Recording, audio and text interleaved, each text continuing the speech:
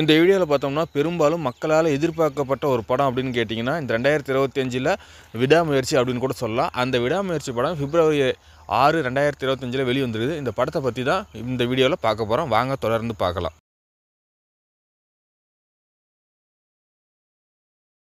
இந்த படத்தோட கதை அப்படின்னு பார்த்தோம்னா நம்ம ஏற்கனவே பார்த்து பழக்கப்பட்ட கதையில் ஒரு கதை தான். என்ன அப்படின்னு கேட்டிங்கன்னா ஹஸ்பண்ட் அண்ட் ஒய்ஃப் இருக்காங்க. அவங்க ஒய்ஃப் வந்து வில்லன் குரூப் கடத்திடுறாங்க. வில்லன் குரூப் கடத்தினோட்டி எப்படி தன் ஒய்ஃப் கூட்டிகிட்டு வராங்க அப்படிங்கிறத இந்த படத்தோட மைய கருத்து அமைஞ்சிருக்குது. இந்த படத்தோட திரைக்கதை அப்படின்னு பார்த்தீங்கன்னா இந்த கதைக்கு 100% பர்ஃபெக்டாக மேட்ச் ஆகிருக்குது அப்படிங்கிற மாதிரி கூட சொல்லலாம். ஏன் அப்படின்னு கேட்டிங்கன்னா ஒரு சில படத்துலலாம் பார்த்தீங்கன்னா கதை ஒரு மாதிரியாக இருக்கும், திரைக்கதை அதுக்கு உண்டான மாதிரி இல்லாத பல டைரெக்ஷனில் போய் எங்கேயோ சொதப்பி கடைசியாக அந்த கதையில் முடிப்பாங்க. அந்த மாதிரி இல்லாத இந்த படம் ஃபுல்லாவோ என்ன கதையோ அதுக்கு உண்டான திரைக்கதையை மட்டும்தான் அமைஞ்சிருக்குது.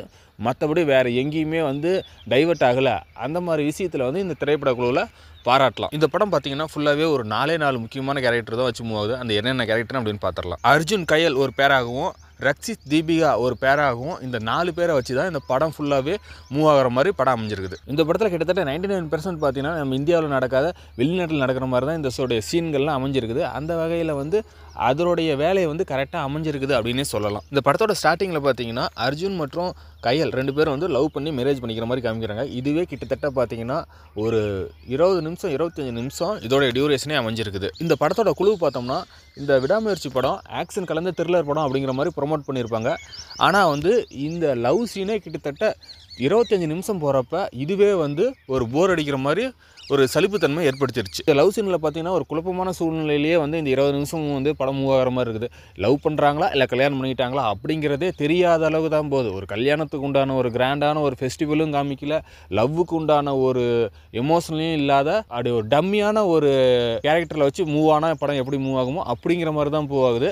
ஒரு ஹீரோ மற்றும் ஹீரோயின் அப்படிங்கிற ஒரு கேரக்டருக்குள்ளாரே இவங்க வரல அப்படிங்கிற மாதிரி நான் எதிர்பார்க்குறேன். உடனே பார்த்தீங்கன்னா 2 பேரும் டைவர்ஸ் அப்படிங்கிற மாதிரி படத்தை மூவ் பண்ணிட்டாங்க. இடையில என்ன நடந்தது அப்படிங்கிற மாதிரியே ஒரு தெளிவில்லாத ஒரு சூழல்லையே டைவர்ஸ் அப்படிங்கிற ஒரு வார்த்தைக்கு வந்துட்டாங்க. இந்த சுச்சுவேஷனில் பார்த்தீங்கன்னா தீபிகா ரக்ஷித் அப்படிங்கிற கப்பல் மீட் பண்ணுறாங்க. இவங்க சுச்சுவேஷன் மற்றும் பேக்ரவுண்டு பேங்க் பேலன்ஸ் எல்லாம் தெரிஞ்சுக்கிட்டு அவங்க என்ன பண்ணுறாங்கன்னா கையில் கடத்திடுறாங்க. கையில் கடத்தினதுக்கு அப்புறம் ஹஸ்பண்டு கிட்ட ஒய்ஃபு பற்றி தப்பாகவும், ஒய்ஃபு கிட்ட ஹஸ்பண்ட் பற்றியும் தப்பாகவும் 2 பேர்த்திட்டையுமே பேரம் பேசி ஒரு அமௌண்ட்டை ஃபிக்ஸ் பண்ணுறாங்க. கையில் கடத்தினவங்க கேட்ட அமௌண்ட் அர்ஜுன் கொடுத்ததுக்கப்புறமும் கையில் விடுவிக்கல. இந்த சமயத்தில் பார்த்தீங்கன்னா அர்ஜுனுக்கு பணமும் போச்சு பொண்டாட்டியும் போச்சு அப்படிங்கிற இதில் அவர் என்ன பண்ணுறதுன்னு புரியாது இருக்காரு. அப்போ ஒரு லீடு கிடைக்குது. அந்த லீடு வச்சு கிட்னாப்பர்ஸ் கேங்கு கிட்ட போயிடுறாரு. கேங்குகிட்ட போயிட்டு தன் பொண்டாட்டியை கையில் எப்படி மீட்டிட்டு வராரு அப்படிங்கிற மாதிரி இருக்குது. இந்த அளவு நடந்ததுக்கு அப்புறம் கையில் தன் முடிவை மாற்றிக்கிட்டு டிவோர்ஸ் இல்லாத நம்ம சேர்ந்து வாழலாம் அப்படிங்கிற மாதிரி நினைக்கிறாங்க. ஆனால் அது ஸ்க்ரீன் பிளேவில் கொஞ்சம் கூட வரல. ஜஸ்ட் ஒரு எண்டு கார்ட்லையாவது சேர்ந்து வாழ்கிறாங்க, சந்தோஷமாக இருக்கிற மாதிரி போட்டிருந்தா இன்னும் கொஞ்சம் நல்லாயிருக்கும் அப்படின்ட்டு நான் எதிர்பார்க்குறேன். இந்த படத்தோட மைனஸ் பாயிண்ட்னு பார்த்தீங்கன்னா நிறையா சொல்லலாம். அதில் ஒரு சிலது எனக்கு முக்கியமாக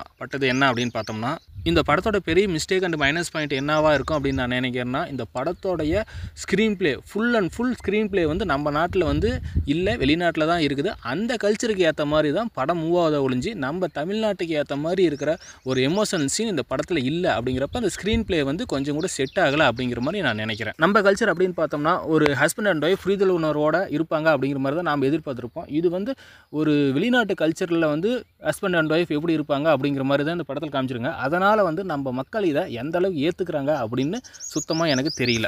இந்த படத்தோட கதைக்கும் திரைக்கதைக்கும் இது நம்ம சுச்சுவேஷனில், அதாவது நம்ம தமிழ்நாட்டில் இருக்கிற கல்ச்சர் பிரகாரம் எடுத்திருந்தாவே படம் ஓடி இருக்கும் அப்படிங்கிற மாதிரி தான் நான் நினைக்கிறேன். இப்போ இந்த படம் வெற்றிக்கு இதுவே ஒரு பாதகமான சூழ்நிலை ஏற்படுத்திருச்சு அப்படிங்கிற மாதிரி நான் நினைக்கிறேன். இந்த மாதிரி படத்தில் ஃபேமிலி கண்டிப்பாக காமிச்சானோ, ஆனால் இந்த படத்தில் ஃபேமிலிங்கிற ஒரு வார்த்தையே வரல அப்படிங்கிற மாதிரி சொல்லலாம்.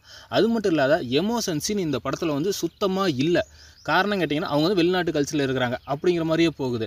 அது மட்டும் இல்லாத லவ் சீன்லேயும் சரி, அந்த கடத்திட்டு போகிற சீன்லேயும் சரி, திரும்ப ஒன்று சேர்ற சீன்லேயும் சரி, ஏதோ ஜஸ்ட்டு பார்த்து பழகிறோம் அப்படிங்கிற மாதிரி தான் இருக்குது. ஒரு புரிதல் உணர்வோட ஹஸ்பண்ட் அண்ட் ஒய்ஃப் அதுவும் லவ் பண்ணி மேரேஜ் பண்ணுங்கிற ஒரு புரிதல் உணர்வோட பழகலை அப்படிங்கிற மாதிரி தான் படம் போகுது. எமோஷன் சீன் வர வேண்டிய இடத்துல எமோஷனே இல்லாத ஜாலியாக கேஷுவலாக ஏதோ தூரத்து சொந்தத்தில் ஒரு அசம்பாவிதம் நடந்துச்சு, நாம் அதை பார்க்குறோம் பழகிறோம் அப்படிங்கிற மாதிரி தான் இந்த படத்தில் இந்த கேரக்டர்லாம் மூவ் ஆனாங்க. அதனால் பார்த்திங்கன்னா நம்ம கல்ச்சரில் பார்க்க முடியல அப்படிங்கிற மாதிரி தான் நான் சொல்லுவேன். இந்த காரணத்தால் படம் பார்க்குற இன்ட்ரெஸ்ட் சுத்தமாக போயிடுச்சு. எமோஷன் தான் கொஞ்சம் கூட ஒத்து வரல. சரி காமெடியாவது நல்லாயிருக்கும் அப்படின்ட்டு பார்த்தோம்னா ஒரு ஹஸ்பண்ட் அண்ட் ஒய்ஃப் அது லவ் பண்ணி ஹஸ்பண்ட் அண்ட் ஒய்ஃப் ஆனவங்க ஒரு காமெடியாக பேசு அந்த மாதிரி கூட படத்தில் ஒரு ரியாக்ஷன் இல்லை. அதை பார்த்து நாமளும் சந்தோஷப்படுற அளவுக்கு இல்லை. படத்தில் காமெடிங்கிற ஒரு வார்த்தையே சொல்லலை, சிரிப்பே இந்த படத்தில் இல்லை சொல்ல போனால். அப்போ வந்து மக்கள் வந்து ஹஸ்பண்ட் அண்ட் ஒய்ஃப் இன்றைக்கி காலகட்டத்தில் சிரிக்காமல் அவங்கவுங்க போக்கில் வாழ்கிறாங்க அப்படிங்கிற மாதிரி ஒரு தவறான புரிதலை வந்து இந்த படம் ஏற்படுத்துது அப்படிங்கிற மாதிரி நான் இந்த படத்தில் பொறுத்தவரையிலும் ஒரே ஒரு இடத்துல தான் ஓரளவுக்கு நல்ல பிஜிஎம் வந்து போட்டிருந்தாங்க. மீதி இடத்துலலாம் ஏதோ மியூசிக் அப்படிங்கிற மாதிரி தான் இருந்துச்சு. பாட்டும் வந்து சொல்லிக்கிற அளவுக்கு இல்லை, ஏதோ பாட்டு பாடுது பேக்ரவுண்டு இல்லை. ஸ்க்ரீன் பிளேவிலையும் பாட்டு இருந்தது, ஆனால் வந்து அந்த அளவுக்கு சொல்லிக்கிற அளவுக்கும் இல்லை, ரசிக்கிற அளவுக்கும் இல்லை. கிட்னாப்பர்ஸ் கடத்துறப்ப பார்த்தீங்கன்னா அணுங்கிற ஒரு கேரக்டர் வந்து இன்ட்ரடியூஸ் பண்ணுறாங்க. அந்த அணுங்கிற கேரக்டர் படத்தில் ஒரு பெரிய தாக்கத்தை எதுவுமே ஏற்படுத்தலை, ஏதோ வாயில் சொல்கிறாங்க அப்படிங்கிற மாதிரி தான் இருந்துச்சு. கிட்னாப்பர்ஸ் வந்து கையில் வந்து எதுக்கு கடத்தினாங்க, என்ன மோட்டிவ் கடத்தினாங்க அப்படிங்கிற மாதிரியே சரியாக தெரியல. எல்லாமே வந்து வாய் வார்த்தையில் வந்து பக்கம் பக்கமாக டயலாக் தான் சொல்கிறாங்க. படத்தில் வந்து ஆக்ஷனுங்கிறாங்க, அந்த ஆக்ஷன் கொஞ்சம் கூட இல்லை. இந்த கடத்துனதுக்கான காரணமும் வந்து ஸ்க்ரீன் பிளேவில் வரல, வாயில் சொல்கிறாங்க. இந்த படத்தை பொறுத்தவரைக்கும் பக்கம் பக்கமாக எல்லாத்துக்கும் டயலாக் இருக்குது, ஆனால் எமோஷனல் கிடையாது. ஸ்க்ரீன் பிளேவிலே அந்த டயலாக்கோடைய ஃப்ளாஷ்பேக் மாதிரி கூட எதுவும் இல்லை. இதனால் படம் பார்க்குறது கொஞ்சம் கூட எனக்கு பிடிக்கும். படக்குழு இந்த படத்தை பார்த்தீங்கன்னா ஆக்ஷன் அண்ட் த்ரில்லர் மூவி அப்படின்ட்டு வந்து ப்ரொமோட் பண்ணாங்க. அந்த ஆக்ஷன் த்ரில்லர் மூவிக்கு இந்த படக்குழுவுக்கு அப்படிங்கிற வார்த்தைக்கு பொருள் என்ன அப்படிங்கிற மாதிரியே தெரியலங்கிற மாதிரி தான் படம் இருந்துச்சு. ஆனால் ஒரு ஆக்ஷன் கிடையாது, ஒரு எண்டு ஃபைட்டு கூட சொல்லிக்கிற அளவுக்கு பெரிய அளவுக்கு ஃபைட் இல்லை.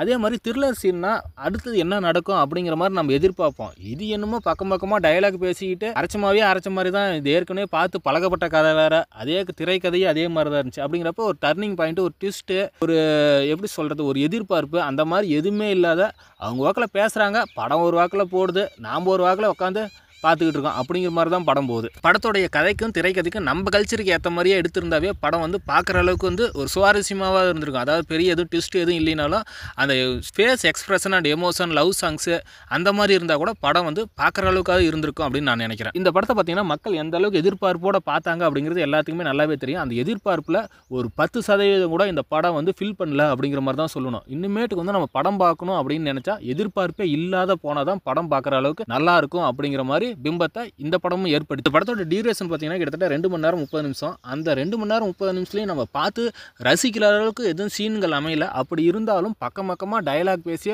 இந்த 2.5 மணி நேரத்தையும் காலத்தை கடத்திட்டாங்க. அதனால் வந்து இந்த படம் வந்து மக்கள் மனசில் எந்த அளவுக்கு தாக்கத்தை ஏற்படுத்தி வெற்றி அடையும் அப்படிங்கிறது தெரியல. ஒருவேளை என்னை பொறுத்தவரையிலும் தோல்வியில் கூட அமையறதுக்கு வாய்ப்பு நிறையா இருக்குது அப்படின்ட்டு நான் எதிர்பார்க்குறேன். இந்த படத்தோட ப்ளஸ் பாயிண்ட் அப்படின்னு பார்த்தோம்னா இந்த படம் பார்த்தீங்கன்னா joint family, separate family, lovers, friends அப்படிங்கிற வந்து எல்லா கேட்டகரியிலும் இருக்கிறவங்களும் வந்து ஒட்டுக்காவே போய் பார்க்கலாம் அப்படிங்கிற மாதிரி இந்த படம் அமைஞ்சிருந்துச்சு. ஏன் அப்படின்னு கேட்டிங்கன்னா இந்த படத்தில் வந்து முகம் சுளிக்கிற அளவுக்கு ஒரு வார்த்தையும் கிடையாது, ஒரு சீனும் கிடையாது. அதனால் வந்து கண்டிப்பாக இந்த படம் எல்லாரும் போய் பார்க்கலாம். ஆனால் டைம் பாஸுக்கு மட்டும்தான் போய் பார்க்குற மாதிரி படம் அமைஞ்சிருக்கு. அதுதான் ஒரு மிகப்பெரிய ஏமாற்றத்தை கொடுக்குது. நன்றி, வணக்கம்.